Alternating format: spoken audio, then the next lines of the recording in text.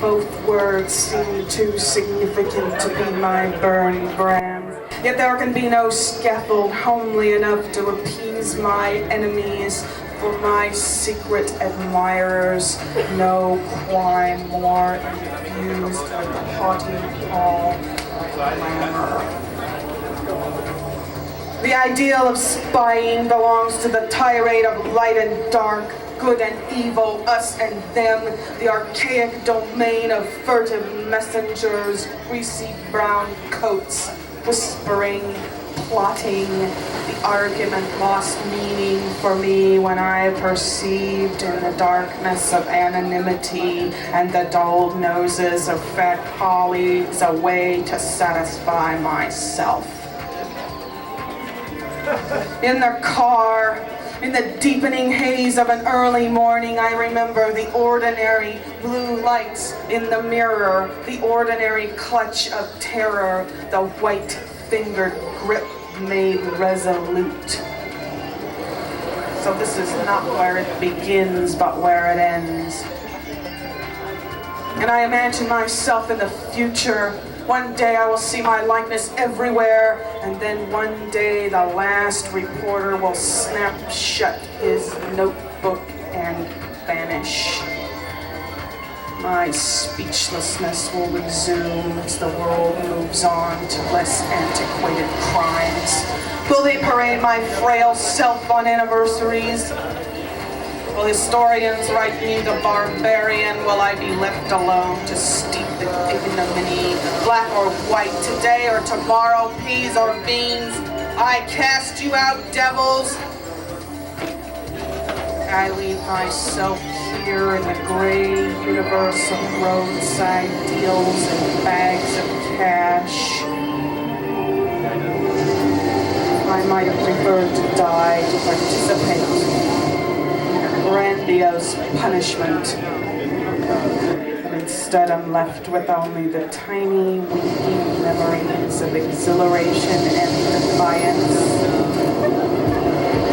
My greed cloaks me with boredom.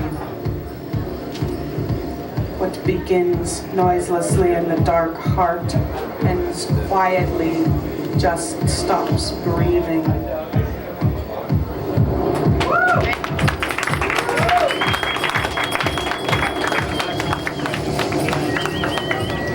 Salve, amica. All right. Ladies and gentlemen. Door prize! What? No, we'll do the door prize in a minute. I am the door prize. Take me home. Put me in your closet. I grow best in a dark and damp space. And now, ladies and gentlemen, please welcome, rescued from white slavery in the late 60s by the Committee for Public Safety. I want a round warm of applause for our very own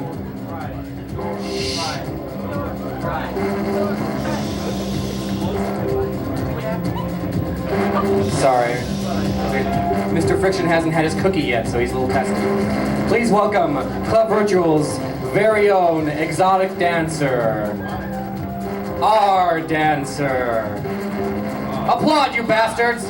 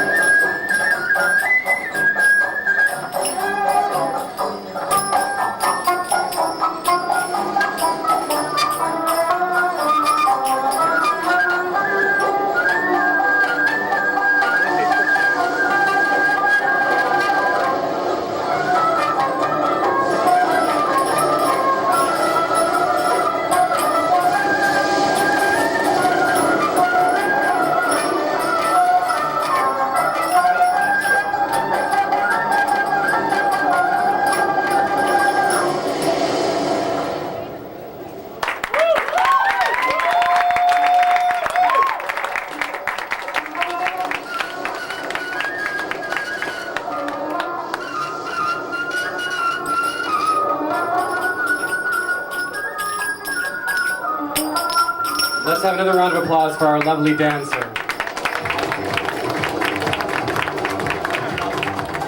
She learned her trade by correspondence completely. Isn't that amazing? What a marvelous creature.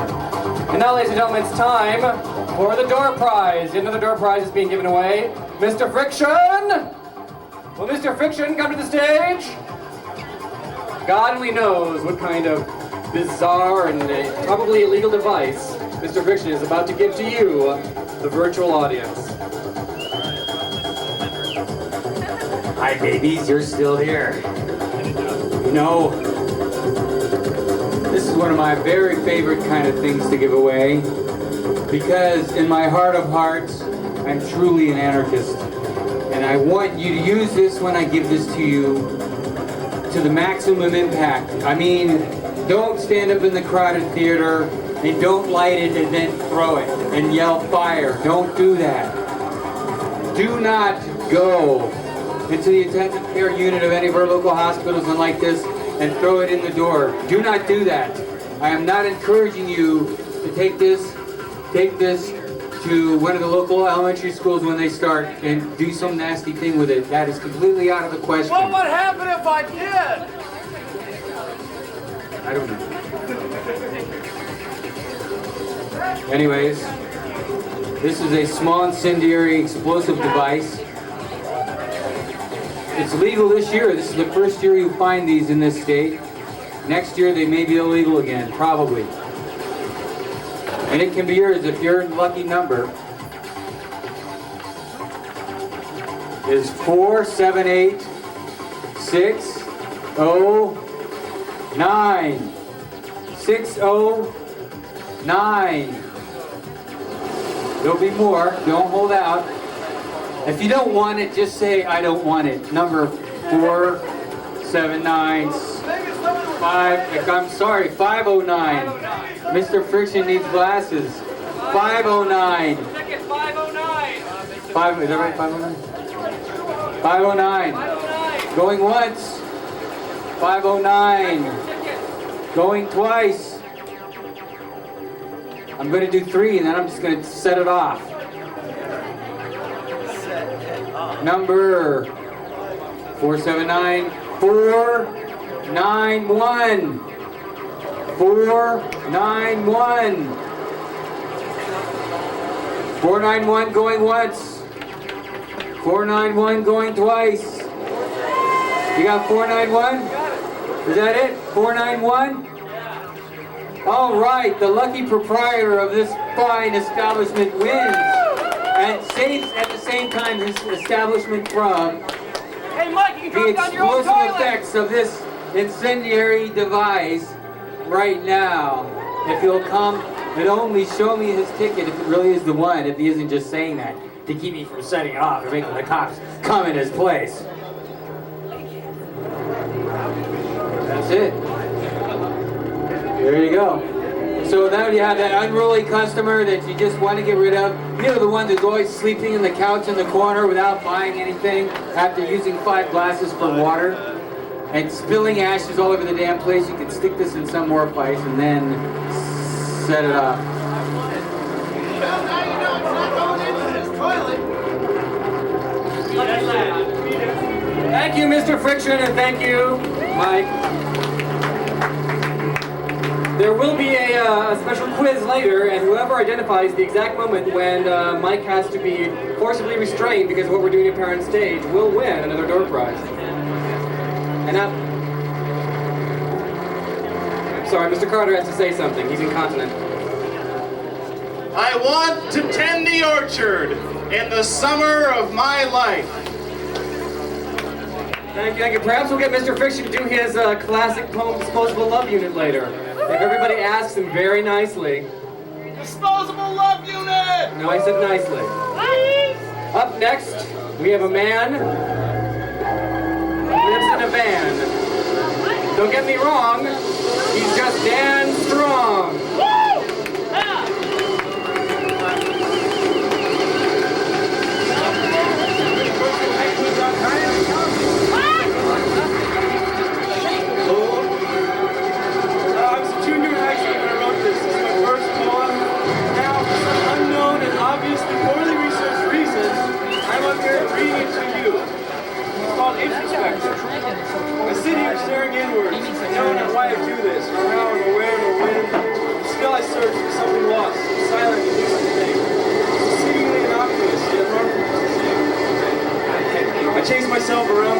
wrapped in my sick name. Dodging thoughts and feelings, trying never to embrace, I am but a child lost behind an older face. On the surface, all is calm, all is seemingly serene. I am cloaked in innuendos, saying things I do not mean. I seldom rest, for when I do, I am troubled by my thoughts. The dreams that rule the darkness, prophets never to be caught.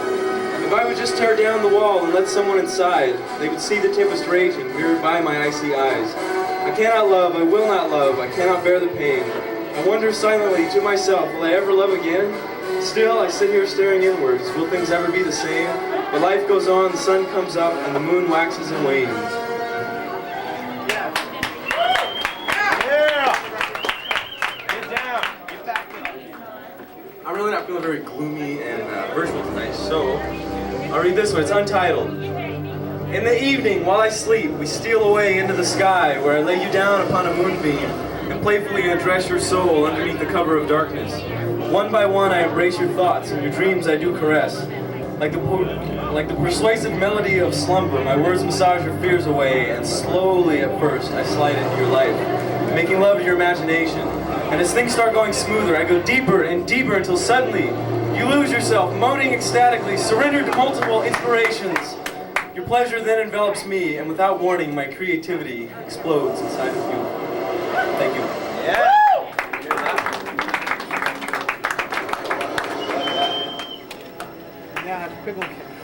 And now, ladies and gentlemen, please welcome a very special treat. It's a Club of Virtual Virgin. That's right, somebody who's never ever read a Club Virtual. And she must be very, very brave. She's very cute, too. So please give a very warm round of applause to the lovely Amy.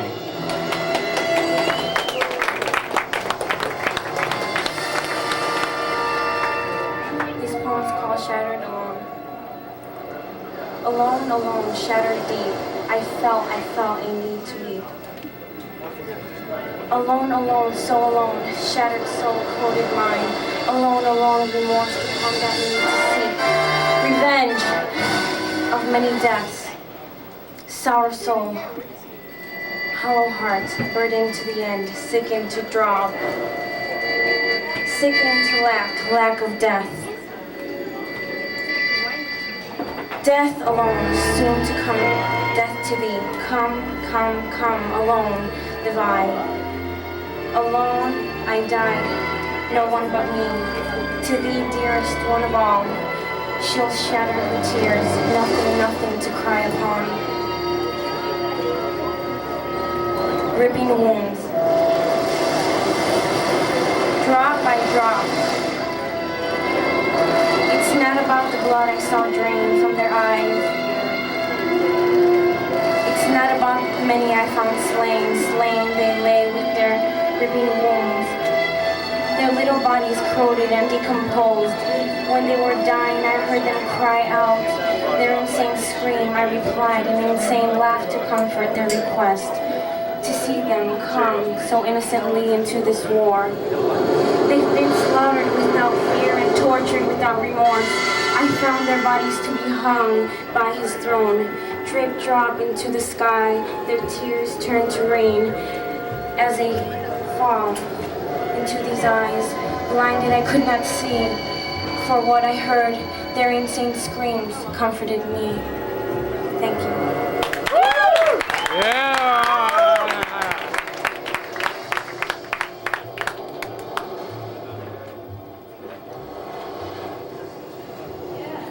Thank you, Amy. That was very good.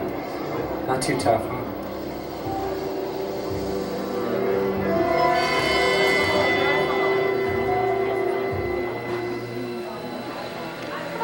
You can blow better than that.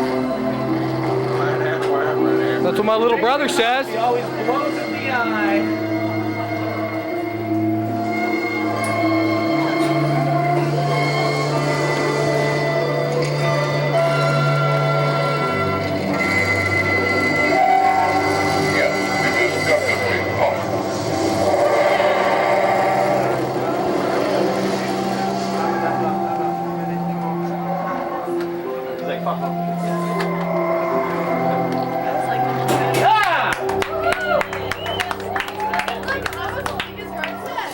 just like you. Thank you. Oh my goodness. It seems like old times, huh, Jeff? I'm always right on top of the mic. Well, ladies and gentlemen, Club Virtual plods along like some kind of fetid corpse in Tales of the Crypt. Please welcome now, it's a special Club Virtual treat. It's like there's 4 people who want to read, but none of whom have been told that they're next. So somebody's about to become very embarrassed. Who shall it be? I already see one person reaching for his bag. He's getting ready. Another person is rummaging through something. Who will it be? Oh, yes, you guessed it. It's Keith Haubrich. Woo! Hurry up, man, hurry up! I can't keep it up all night! Well, actually I can, but not without, some drugs.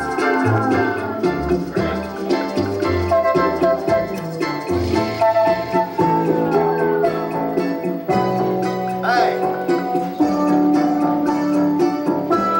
How are you? I'm gonna shake my doches while I try to find this ball here. Actually, it's not a ball. Shake, shake, shake. Come on, man, shake it. Thanks, Greg. Oh. Hey, that's not it.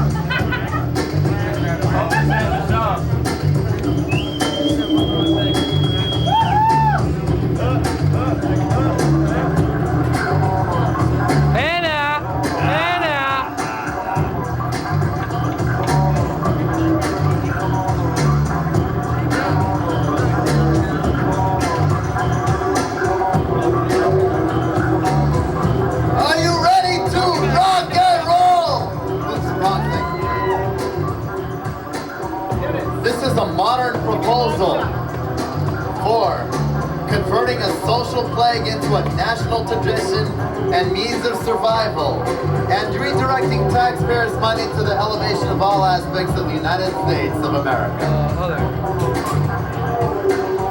It is a melancholy object to those who engage in conversation with the young citizens of our great country on the streets or in the schools, where they witness the habits employed by these degenerates, leading wasteful, meaningless lives.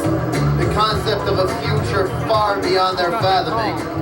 These misfits, rather than becoming full-fledged members of society, are disposed to employ all their time in idling to beg attention for their follies, which perpetuates their deviant behavior, or resort to lives of crime, alcoholism, vagrancy, imprisonment, disease, etc., etc., etc.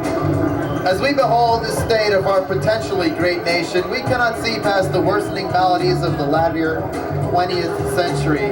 Among them our technological fall from grace when competing with other industrial countries in Europe and Far East Asia, the very thickening of the air we breathe, our overcrowded prisons, the pathetic states of our education system, and the unnecessary spending of citizens' tax dollars for all the wrong causes.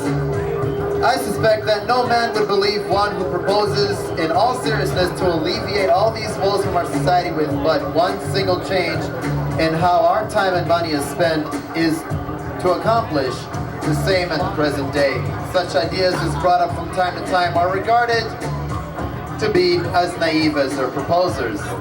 However, having been blessed with the experience of observing the competence of various other nations on our map, with the absence of problems half as serious as ours, I've stumbled upon what will be heralded as an ultra-revolutionary concept, never to be duplicated by another fellow modest human being worldwide. Only by completely reversing our direction on combating a doomed cause, mountains in every non-American region on earth shall hide their valleys in shame. I am assured by our federal police officers that the battle they faced against on controlled substances is increasingly steeper uphill, and hopes to overcome this tragedy is better left abandoned. I shall now humbly propose my own ideas, which I hope will not be discarded before thoroughly considered. I have been assured by a very knowing independent pharmacist of my acquaintance on the streets of New York's Lower East Side that a carefully measured portion of methamphetamine given to a lazy employee will produce a most industrious, efficient, and durable worker, whether a common laborer, accountant, entertainer, or merchant, and I make no doubt that it will equally serve well for a student or a politician. Having computed the inmate population incarcerated for non-violent use or sale of uncontrollable substances at roughly 60%, and government funds misguided into such bottomless pits at amounts I shudder to recall, I arrived at the very first two reasons for abolishing all legislature attempting to control such substances and redirecting the law enforcement officers' attention elsewhere. But moreover, being aware of the reasons for people to partake in these medicines, we cannot overlook the common sense in their endeavors. Therefore, we must put this practice to good use on a national scale, requiring under federal law of all employers to administer a meth policy, by which they and all those employed by them must comply.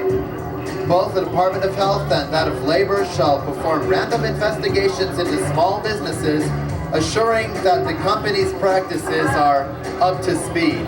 That means you too, Mike. This enforcement will ensure the company's productivity and consequently its contribution to society to compensate for the elimination of taxes on local, state, and federal levels. In addition, this new law of the land will result in reduced traffic of automobiles in the streets of our cities, reducing pollution, for people will opt to jog to their workplaces and back every day to moderate the excess energy left over from the previous dosage of the drug. Next, since our appetites shall decrease, we may offer much of our unwanted food to other less fortunate countries and developing regions of our planet as a consolation for not having arrived at a similarly brilliant solution to life's problems. Not to forget, of course, the new and improved hard-working souls will not only serve us well in the workforce, but as aforementioned, students to teachers to scientists will benefit from the surplus energy to study their lessons, instruct, and improve the quality of our overall education by taking good advantage of the knowledge acquired by advanced and enhanced research and technology. This is really boring! Why are you reading this? Stop reading this! It's boring! Other benefits shall include a stronger and more capable police and military force, and money saved on Social Security and retirement payments to our family. Blah, blah!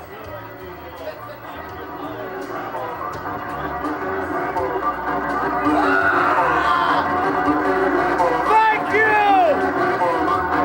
New Gingrich!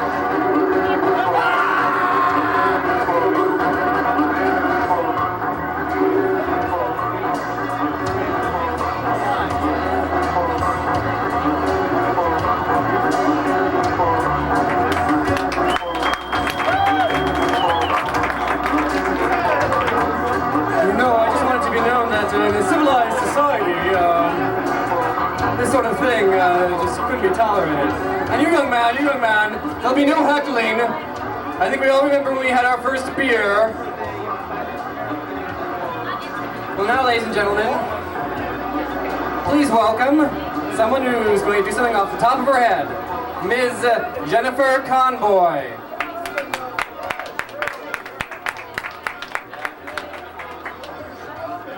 This particular piece is dedicated to a tall, dark stranger in the back of the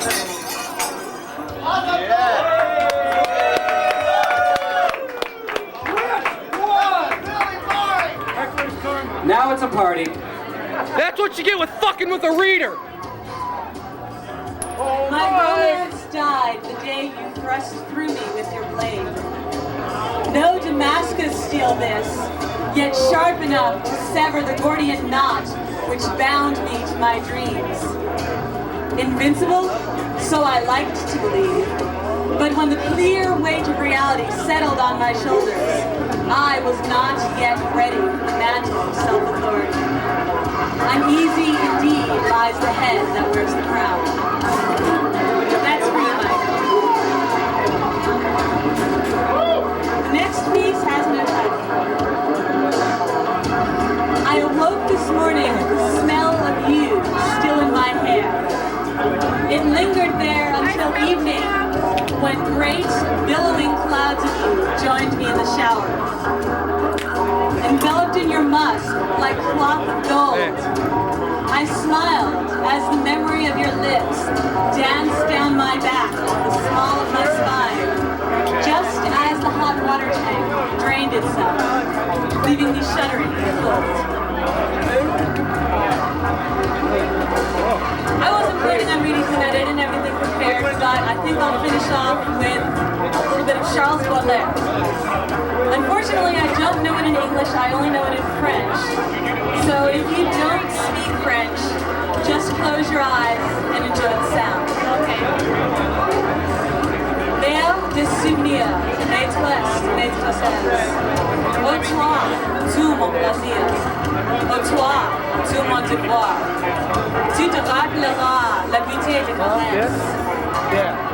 La chambre du soir. Vers des souvenirs, maîtresse, maîtresses. Les soirs illuminés par la dieu du charbon. Et les soirs de vacances voilés de la Perez. Que ton sein m'est adieu, que ton cœur m'est avant. Nous avons dit souvent des périssables choses, les soirs illuminés par la dieu du charbon. Yeah! We have liftoff.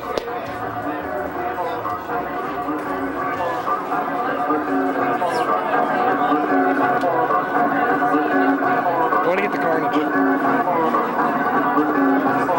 Where the hell's the guy?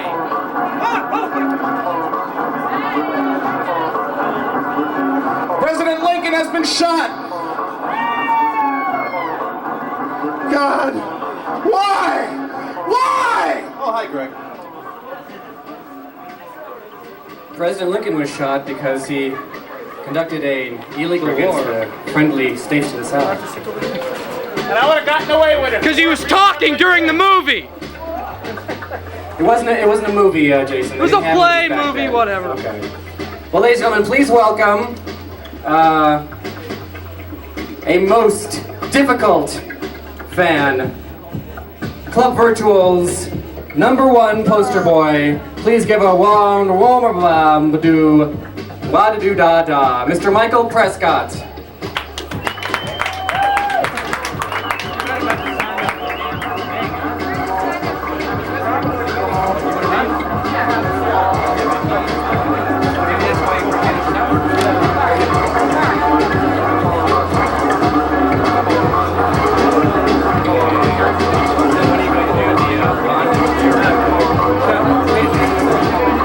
I can honestly say, Jeff, I can honestly say this is a timeless event for me. And the reason for that is that about 15 minutes ago I lost my watch. So if anybody finds a watch, it belongs to me. It's a digital watch and it's cut off on the ends. So if you find it, walk over and hand it to me. I'll appreciate it. Somehow it just disappeared like the Army of Dory. And anyone think I'm going to recite some other people's poems, and I'm going to recite one of my own.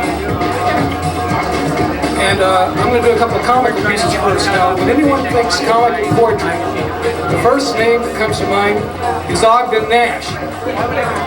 And as a result, I'm not going to do any Ogden Nash. I'm going to do some Richard Armour poems. Richard Armour is credited with having written the shortest poem in the English language. I challenge Jason Quigley to beat that record.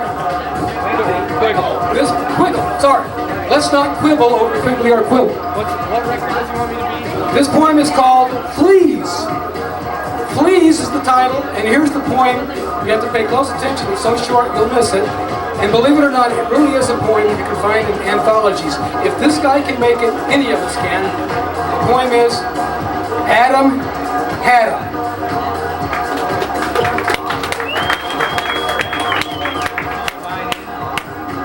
Next poem by Richard Armour is entitled Babies.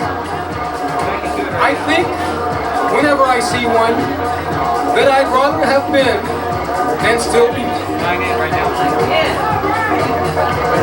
Yes, that is the end.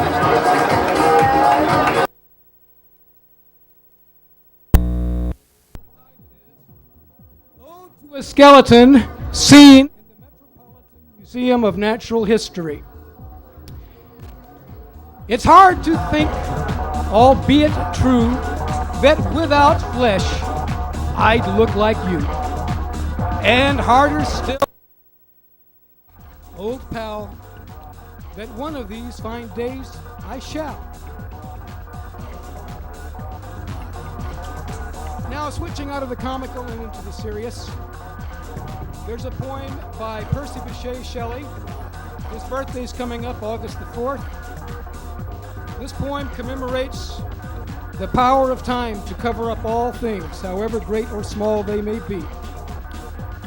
Percy Shelley died at the age of 30. He drowned crossing a river in Italy where he was visiting a friend.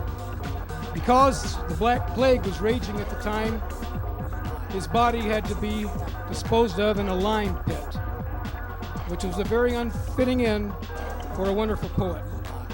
The poem I shall recite now is entitled Ozymandias, and it's based on a true story. A traveler that was known by Shelley told him about finding an artifact in the desert, the Sahara Desert, and this is the story of that encounter. Ozymandias by Percy Shelley.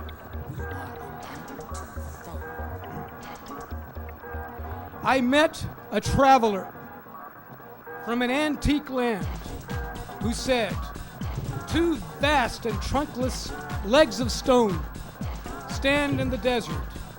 Near them, on the sand, half sunk, a shattered visage lies, whose frown and wrinkled lip and sneer of cold command tell that its sculptor well those passions read, which yet survive, stamped in these lifeless things. And on the pedestal, these words appear. My name is Ozymandias, King of Kings. Look on my works, ye mighty, and despair. Round the decay of that colossal wreck, boundless and bare, the lone and level sands stretch far away.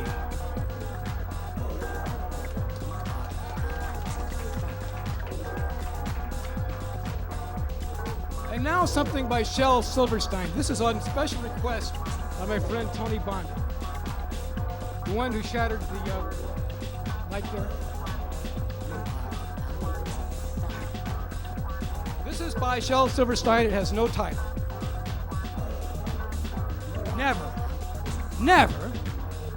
Never bite a married woman in the thigh, because it's gonna leave a mark, and pretty soon it'll catch her husband's eye, and he's gonna say, oh my, somebody bit you in the thigh. And pretty soon he's gonna think about it, and then he'll say, who's the guy? And she's gonna try real hard not to tell him. She's really gonna try. But he's gonna pry and pry and pry, and he's gonna say, damn it, bitch, you better not lie. And she's gonna break down and tell him by and by. And who was it? Oh my, it was I. And he's gonna go rushing out of doors. He's really gonna fly, and he's gonna find you and grab you and sock you in the eye.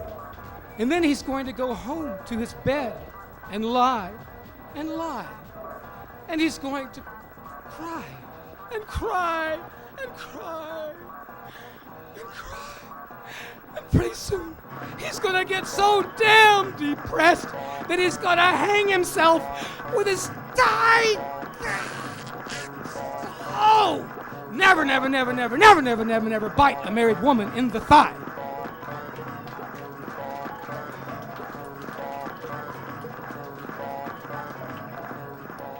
And the last one is one that I wrote myself.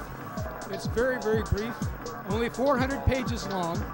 No, I'm sorry, it's about 5 lines long. The title is Psyche and Amore. And there is a legend in Greek mythology about Psyche and Amore falling in love, but I'll spare all that. Look it up in your local mythology encyclopedia if you don't know. Anyway, here's the point. Psyche and Amore. When I sought to find my soul, I knew that I had lost it, given birth for one last go by him who cast and tossed it. But as I struggled and as I pondered, my heart found the answer deep. Live for love and die for love. The rest is only sleep. That's all.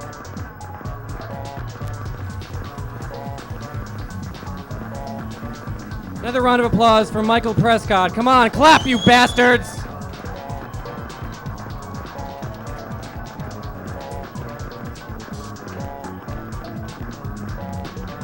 I just want to say hello to my sister, Jamae, the Queen of Cafe, who deigned to grace us with her presence. Hello, sis. Mwah.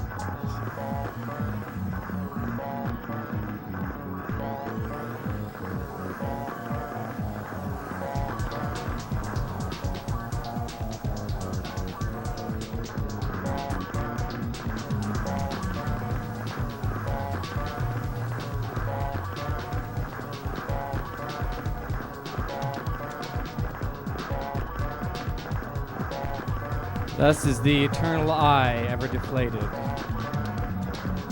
No. Do you want to give away another door prize, Mr. Fiction, before I introduce the next poet? Certainly, I'm going to give away the bug. Ladies and gentlemen, it's time to give away another door prize, so get ready. For those of you who weren't here for the earlier pronouncements of potential lethality that exists on this stage, right here before you, a found object, fully electrified, not at this point, luckily, performance art object. Door prize, door prize. Come and get a ticket. Anybody who doesn't have a door prize ticket, go and see Mr. Javelin or me right now. This is a good one. We have here, right here, the one, the only, one of many, original icon from the CPS Committee for Public Safety Club Virtual Cafe Rainbow shows. It actually existed, while many people, to my knowledge, and probably a lot who weren't, not to my knowledge, extremely high on psychedelic substances, watched this very rubber insect come to life and speak to them in tongues about apocryphal subjects. This very rubber beetle here. And now, for the drawing. Could I have a drum roll, please, Mr. Singer? All right, never mind that. That's the opposite. The number is 499. 499. 499. Check your tickets. Going once. Going twice. Okay, Quiggle. You have another chance. I'm going to dig to the bottom of the barrel here for Phaedra. I'm looking for Phaedra's number. Is it 449? 449. And this fabulous icon of psychedelica, original Committee for Public Safety accoutrement. You win? We have a winner. Hooray! And we're keeping it in the family this time.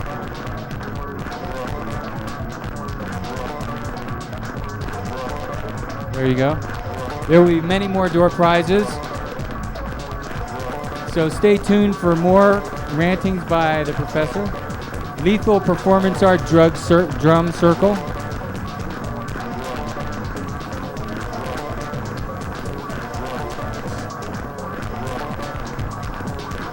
To my immediate right, that's stage. Is that stage right or left? Stage here. There will be bondage tarot readings for the entire evening. That's bondage tarot, delivered by Mistress Alondra in the skin-tight. Jesus H. Christ. Bondage tarot, ladies and gentlemen. I'm sitting down right now. Excuse me.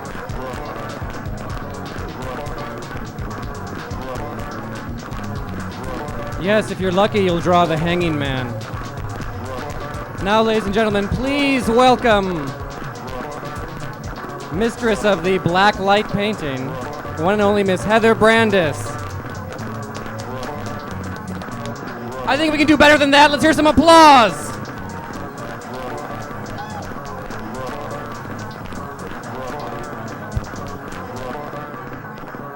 Mistress of the black light painting, is it like anything like Mistress of the Dark or something? Going against the rules of self-promotion, of course, I must take this opportunity to point out the latest issue of Spinzo, in which, once again, I came up with a better cover than the one that's on the cover, but if you want to find it, it's on the inside cover.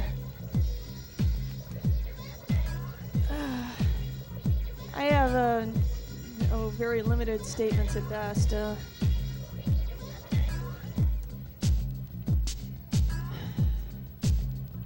Let's see. I dream of you filling soft orchid petals full of water, spilling over unwashed feet, caress the silken fibers dripping from water's relief. Cool your naiads' drying fins in blistering summer sun. Hold her close in liquid sky as you and her are one. See her slumber in the forest of kelp as a hungry wolf in her dreams. Keep the jaws shut tight, what would it say? Afraid I have to keep them away. The tranquil hours are dart, hypnotizes canine, Canis sleeps, safety this time. Look upon the face of Savior once more. It's the same face as the one before. Gathering orchids to drink from the stream. Touch of your hand, I woke from this dream.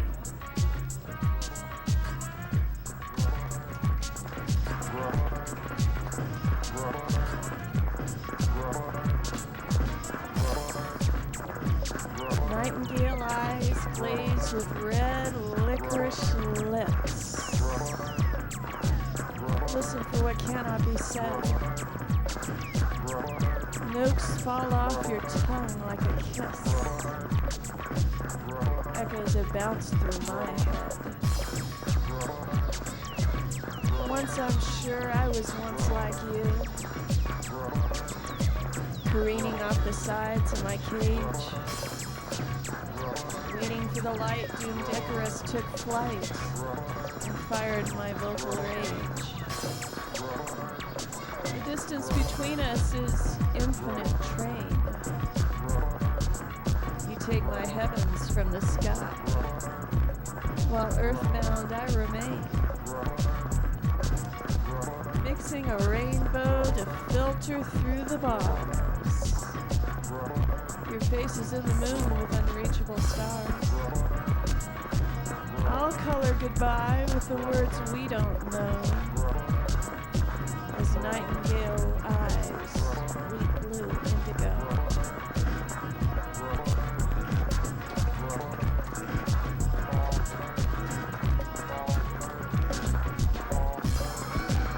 Tis but a scratch. It gouged nearly 3 inches across her neckline, 2 inches below her ear. It spoke in aching tones that kept her thin with a knife, clubbing her left ear deaf. and her left cheek swollen. Her voice changed to that of a sad one that keeps her silent, so as no one will ask her what she has to be so sad about. Her long hair seems never quite long enough to cover it. Nothing, she thinks. She knows the beautiful feeling that so many terrific people are sending her way every morning when she wakes, and blesses it many times a day. The scar speaks the only ugly line she ever really hears. A scar in some way is something you have to live with. And we all need to make our marks while we're alive. No disparaging word mattered until it was visible on her face. Thank you, God, it's benign. Take a deep breath and draw an audible sigh. Tattoo the stab that death would give. A rainbow of love promised I would live. I share my joy with many who have done so before. And for those who share this moment right need,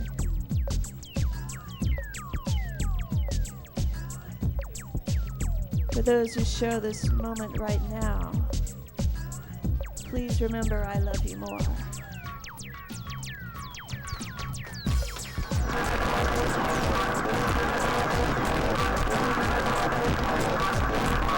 Thank you, Heather. Hey, Jim, bring that down a little bit. Bring the mix down a little bit, would you?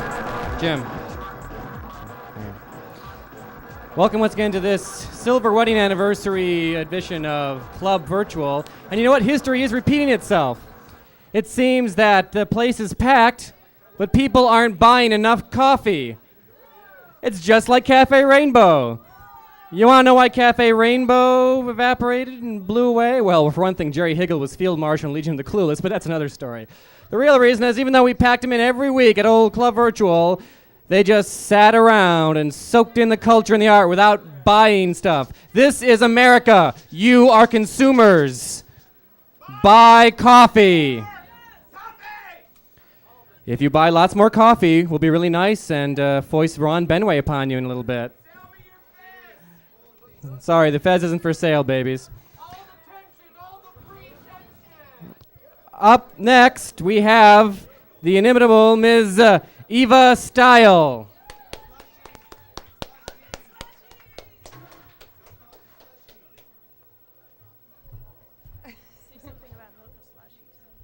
Mocha slushies are so good.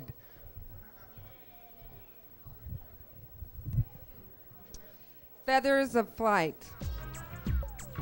Hello, my name is Eva, a timeless, ageless image of a woman.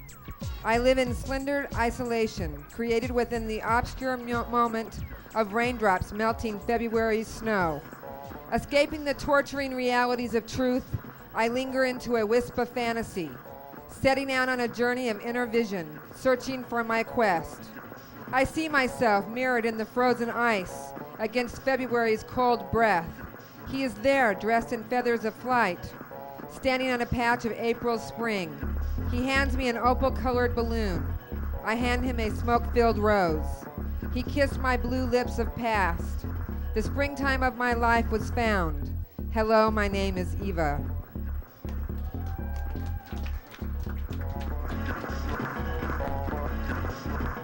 Lilies are pure. Thinking of you, small town blues, homecoming queens, football players. Two ladies gossip over coffee. Sex is disgusting. Morals are shot, but lilies are pure. Suntan sunny days, bubblegum pimps, two-bit whores. Confused thoughts dreaming of you as a history teacher comments on mistakes of the past. Thank you.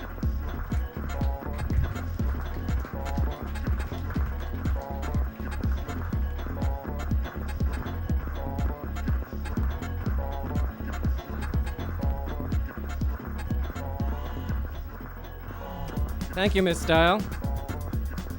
Up next, we have the one and only artist formerly known as PJ, which means you have to give a round warm applause to August.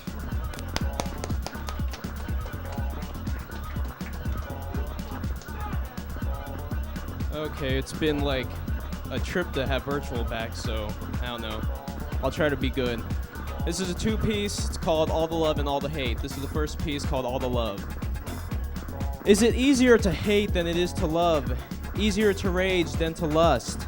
Simpler to destroy than to create? Is there a difference? The purity of each symptom is the disease. Purest emotion, the falsest notion. We strive for a rope to bring us to shore, to escape the waters of indignant humanity. Steel-plated armors to protect our hearts, far more difficult than to be loved than to be despised. Restructuring the discontent into frustration to avoid the suffocating sands of reality. We will not follow. We will not learn. A symmetric evil divided equally. Sandstone fossils of feelings never felt. We've tasted the horrors and spit out the pleasures, but the lingering remains are far more sincere. Launched into a holding pattern of freakish clowns and fire breathers, far more simple than reconstructing your own DNA, adamantly rejecting outside assaults and repeatedly absolving the demon's fluids. The catwalk rises above the dead, those who we feel for the most, those that want nothing more than everything. Nothingness is bliss.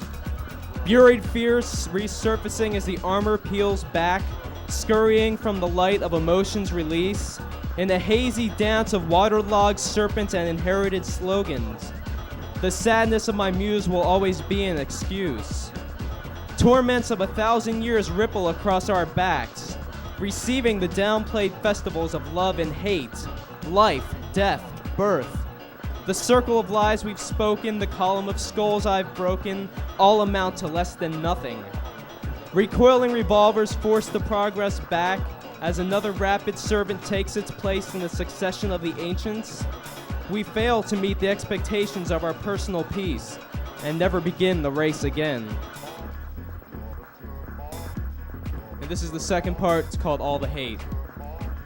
Tender buoyancy is forgotten as we keep to land to deny the flight. Love is lost within the grind of ages as a funeral fanfare echoes within our breasts. Solomon's whimsical cruise of the monarchs creeping upon rooftops of asphalt. The greed of the human heart is unstoppable. Our cellulite-filled hunger is insatiable. Groove patterns of icy frost melting riverbeds through the hearts of millions. Dissolving sadness trying the ancient patience repeats itself as the numbness sets in once again. The empty space behind my ribs shared by the bleeding calves of my sisters. Shame locomotion and death-gripped tears. The soaked veins sending all of our gods away.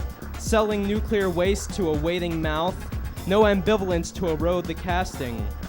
Self-spoken lust for some weathered saint. We will not soil the dust again. We will not serve the meals again until the sun sets upon the heavens. Forbid my vice that stifles all activity in floating reconstructions of emotion untread. A raped sunflower gives of itself freely, counting the sand dollars, sounding like serpents upon the sands, nodding to questions of selfish desire. Arabic servants within a glass sphere realizing the end of which we feel. To pray to your deity is to deny my attentions. Solemn promises unbroken, waiting once unspoken. Deviations and deterrents of detracted themes, repeated measures out of tune. We've sold all of our assets to the stigma. Glaciers hold the secrets of ancient lives. Widowed receivers deny the right to love, and we hate with a fury like never before seen. Jackknifed into a corner by the masochists of goth, blackened by the emotions this reality sighs. Tarred and feathered and weathered by repetition, forgetting our mistakes but remembering the lessons. We will not take the dive into the sea of the lonely. We will not follow the servants of a forgotten life. Thank you.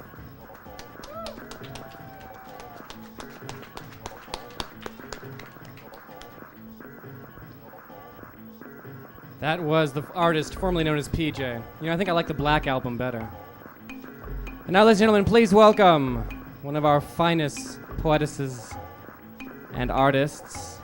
Of course, she's not paying attention at all back there in the corner of the room. Oh, yes, there she is. Ladies and gentlemen, please welcome the one and only Ms. Deborah Kohen.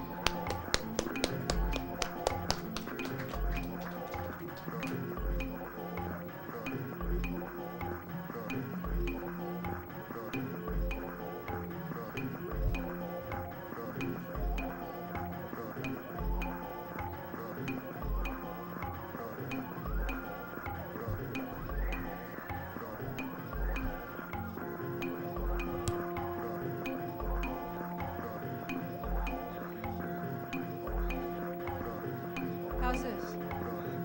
Can you hear me? No? Huh?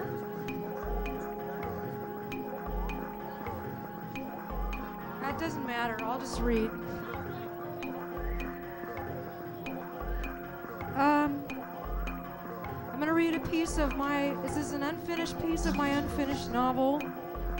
And I just need to explain a little bit about it, which is simply that my main character, who is the narrator, is a comedian. And at this point in the story, she is in the underworld, which is the land of the dead. And she wants to make the dead folks laugh because she's mad at them for being so dead. And so this is the comic routine that she does to try to make the dead folks laugh. And this is tentatively chapter 8, and it's called Live at Hades Hall. Hi folks. I've played to dead audiences before, you know. Get it? Something I've figured out about language is that it doesn't work very well for communication purposes, but it's great for laughs. Language can be really funny. So, how's it hanging? Guys, there'll be justice in the world when you all have to wear crotch bras. Hung like a horse is a compliment, but if a woman hangs, she's hung like a windsock. Some of the euphemisms for sex are a little strange. Screwing is one. Who came up with that? Only ticks could mate by screwing. And the euphemisms for body parts are pretty funny too. Take penises, for instance. It's always a real snort to hear a grown-up use the word pee-pee. I once had a guy tell me that pee-pee means penis specifically, so girls don't have pee-pees. Well then, what do they have? Yes, we have vaginas, but we don't pee out of them. Any mother with young daughters will tell you that little girls definitely do have pee-pees, and that's the proper term for them. Some of the words for penis sound innocuous, but when you think about them, you could feel some pain. Like pecker. Short for woodpecker, no doubt. Might as well call it a hammer and awl. Ouch. And prick. Stick you and make you bleed. I guess that's why prick is a derogatory term. One that I don't like is cock. It makes me think of cockfights. And while I do think it would be funny to see two penises step into the ring and duke it out, I hate to think of penises as being as stupid and mean as roosters. I tell you what, though, it gives me a great marketing idea. A cream-colored condom with a red fringed comb on top. Rubber looks a lot like a cock's comb, and they could be called Red Hen Raincoats, or Hecate Peg's One-Legged Galosh, or simply Chanticleer. Now there's a product name that would sell. Speaking of names, it's such a quaint, homey touch when a man gives his penis a name of its own, like Johnny, or Peter, or Dick. That's where those come from. Any of you call yours Woody? I'm glad I haven't met any named Caligula or Nero. Boy, it would tell you something important about a guy if his penis's name was Alexander the Great, or Attila the Hun, or Napoleon. Guys seem to regard their penises as having a separate identity. Males are a great deal, two heads in one. They argue, bargain, and converse with each other, and from what I've heard, though penises have no mouth and only one eye, they're remarkably eloquent and observant. You'd never get lonely with such a good buddy, always a handshake away. Man's best friend ain't no dog. Men have a lot of meat euphemisms for masturbation. Beat the meat, slap the salami, squeeze the bologna, all on the wiener theme. Hey, you could call it Frank. But use more imagination, guys. I can think of phrases that would be statements of style and technique, like washing the hot rod or polishing the furniture. Women's body parts can be used to be referred to as fruit, tomatoes, peaches, and of course the cherry. How about vegetables for men? Carrots make sense and could even get you off the hook. Harry, you said you'd mow the lawn. Not now, honey. I'm cooking the carrots. And just as there are cantaloupes and plums to designate the over and under endowed, there are cucumbers, and then there are your jalapenos. A polite and judgmental reference to that touchiest of subjects. So much of a man's ego rides on the size of his horse, and women are at least partly to blame. Come on, ladies, isn't it true that if you're in love, then as long as he's a member in good standing, it doesn't matter what he's got in his toolbox? And that being 100% certain about where he parks it means more than what model he drives? Some of us aren't built to accommodate a Cadillac. I once met a penis so great in girth that I swear it had its own set of biceps, one on each side. I called it the formidable sex organ, capital letters included, and the fact is, it hurt and I had a bad dream about it. I'm not saying I prefer a moped, but the mid-range models are best for me. Penises are like zucchinis. They come in all sizes. Hey, there's another one. Unzip the zucchini. Where was I? Oh yeah. For fellatio, a baby corn is better than a full-grown all-American ear. I bet there's not one full-grown woman in this room who has never gagged on a penis. And rare is the romantic ardor that can endure such a trial unshaken. You get cotton mouth, then lip chap, then lockjaw, and then you gag. Still, penises are wonderful things. They can do all kinds of great tricks. Stand up, lie down, shake hands, give a kiss. They're great toys for make-believe games.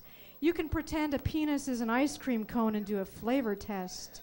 You can pretend it's a rudder for steering holographic airplanes or ships into harbor, or a baton for conducting your favorite symphony. My favorite penis game is to pretend it's a microphone.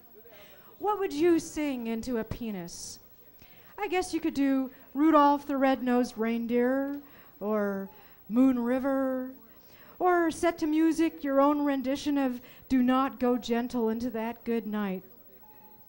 But better yet, you could sing, Baby, I'm amazed at the way you love me all the time.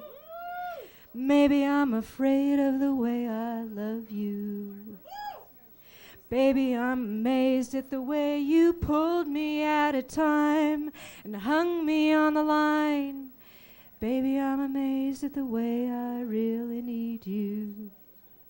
Because the truth is, that's what every person on this earth wants to hear. And the truth is, sex is the fertile ground in which love grows. But without love and intimacy, sex is a lot like jogging through the park. Sometimes pleasant, sometimes injurious, but nothing that'll take you from one world to the next. Nothing that will fertilize your soul or make you whole where you were broken. And the truth is, we all feel as vulnerable as clams who've lost their shells. That's the most beautiful thing about us. And its honest expression is the greatest gift we can give. Thank you.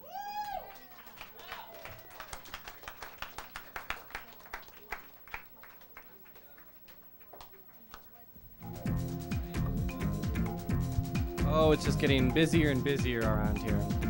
If you're on your way to the restroom, mind the thing.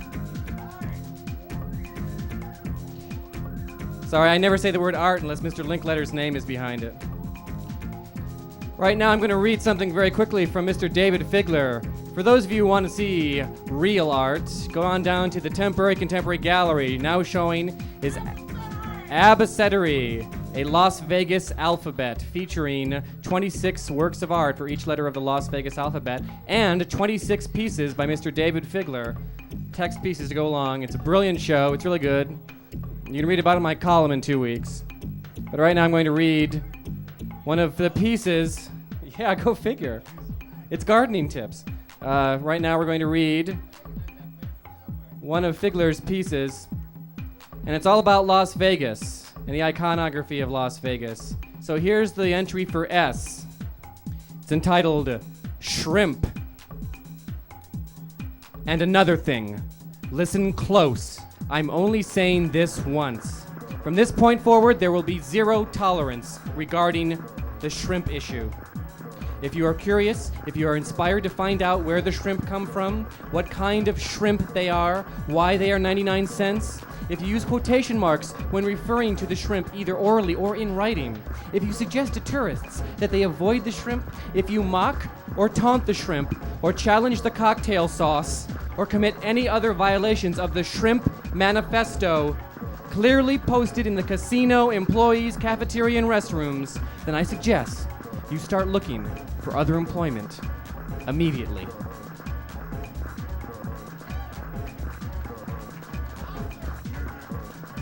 I have no idea where Figler is tonight. And one more quick piece. This is about what it's like to live in Las Vegas. This is the end piece, Z for Zamboni. Friends watch friends decompose before their eyes. We can eat sushi in the middle of summer. We can watch hockey in the desert. We can build dreams on the shells of tortoises. We can throw buckets of water on the sand for fun. We can eat and drink pennies, regally not waiting in lines. No one intervenes because it might be them. No matter where they came from, they belong here.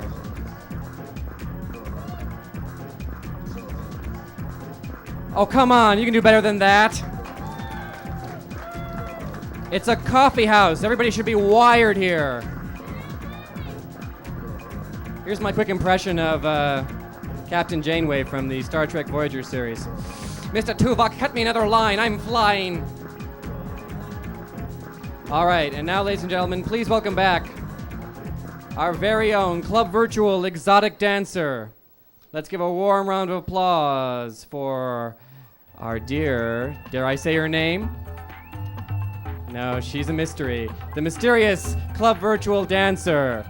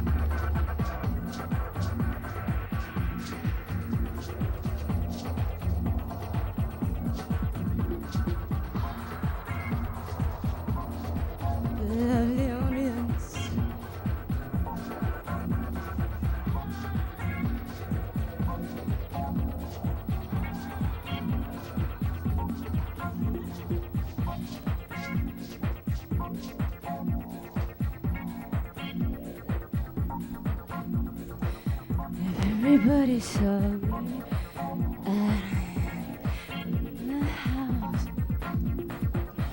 Everybody is free and at my house. My house. My house.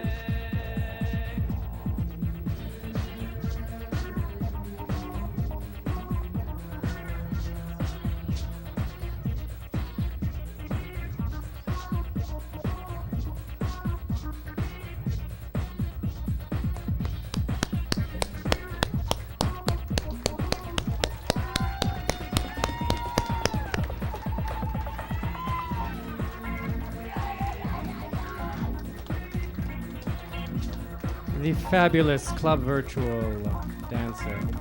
And now we have a quick announcement. He's just driven over from the Aerodome. Please welcome a brief announcement from Mr. Donald Riley. Okay, I gotta go fast, so I'm gonna talk fast. Cafe Enigma, August 6th. Poetry Blast, 6, count 'em, 6. Local poets, retrospective, brilliant stuff. Anyway, Cafe Enigma, August 6th, Poetry Blast, be there. And don't forget, also at the Enigma, every Thursday evening, the Imaginary Garden Society holds an open reading hosted by none other than Mr. Jeffrey Carter. The Imaginary Garden Society bringing great poetry to the Las Vegas wasteland since the late 50s. And also, don't forget to tune in to virtual radio every Sunday night at 91.5 at midnight, KUNV, with your hosts, Dennis Oliver, the master of the 4-track and Baron Non Sequitur. Tune it in and then turn it off right away because it's really noisy and will just give you bad dreams. And now, ladies and gentlemen, moving to the piece de resistance of the night, we have... Yes. We have, direct from a small island in the South Pacific, an example of true primitivism, terrifying in its hidden id. Please give a welcome to the terrible, the mighty, the strange and disgusting, the tribe of Ron.